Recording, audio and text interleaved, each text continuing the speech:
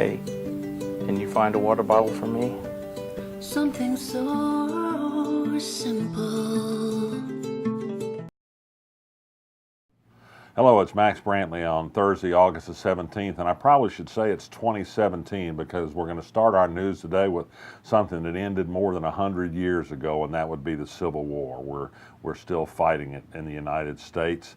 The president this morning, Donald Trump, had a tweet storm talking about how terrible it is people want to remove all these statues of the Confederacy and how it will wipe away history. Of course, there's plenty of history out there without monuments to racism, but I think he's picked a good angle to divide people on. The state of Arkansas, for example, has dozens of Confederate statues.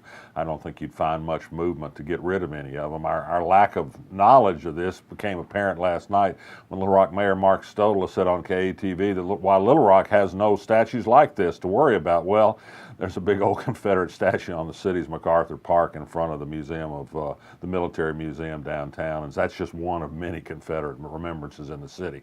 But in any case, the Arkansas Republican Party, to its credit, issued a statement sternly renouncing bigotry and violence in all its forms, and name by name some of the groups that it said was responsible for the problems that occurred in Charlottesville.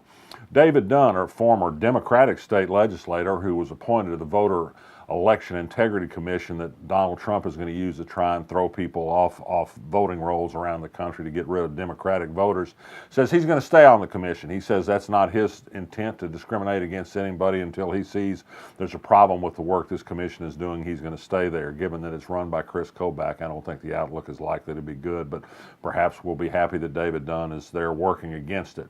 Well, also in Arkansas, an independent candidate announced, or at least has filed papers to oppose U.S. Representative Bruce Westerman, the 4th District Congressman. His name's Michael Barrett. He's a Navy veteran and former preacher, perhaps was a former political candidate in Texas where he once lived. The state police told me today that they began patrolling Roosevelt Road and Asher Avenue Monday night in response to an urgent request from Little Rock Police Chief Kenton Buckner after an outbreak of shootings along that stretch of U.S. highway through town. The Little Rock Police announced last night that they were going to step up overtime hours so they can increase patrols around the city to meet the rising incidents of violent crime.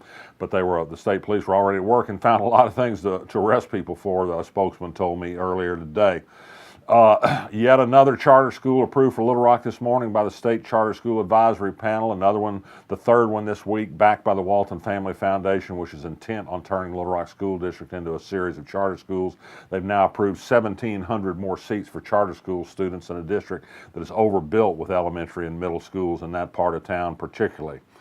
The Arlington Hotel, that historic landmark in Hot Springs, will have to close November 8th, says the city of Hot Springs, unless they correct a number of safety deficiencies. They say they're at work.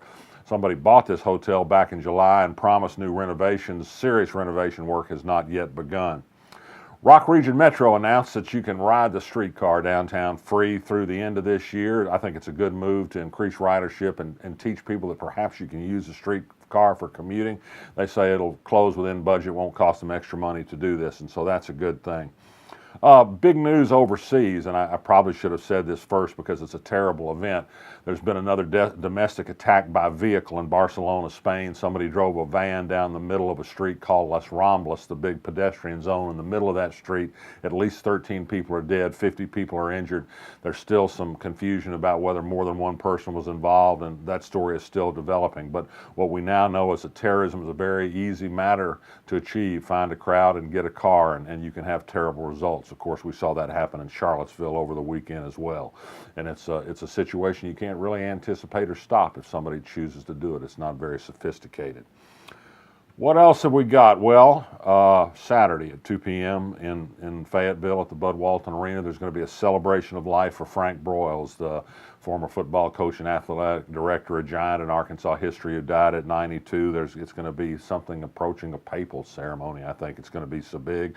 It's going to be live streamed on a number of television stations so you can watch it at home. Jerry Jones, Ken Hatfield, Quinn Grovey, David Basler among the people that will be up on the stage talking about his career in Arkansas. I think that's all I've got today. A wardrobe note, Iriana's Pizza today. Sweep the floor. It was pretty good, but it's kind of drippy. I warn you that, but I do recommend it. And I also recommend that you resist. I'm Max Brantley. I'll be back tomorrow.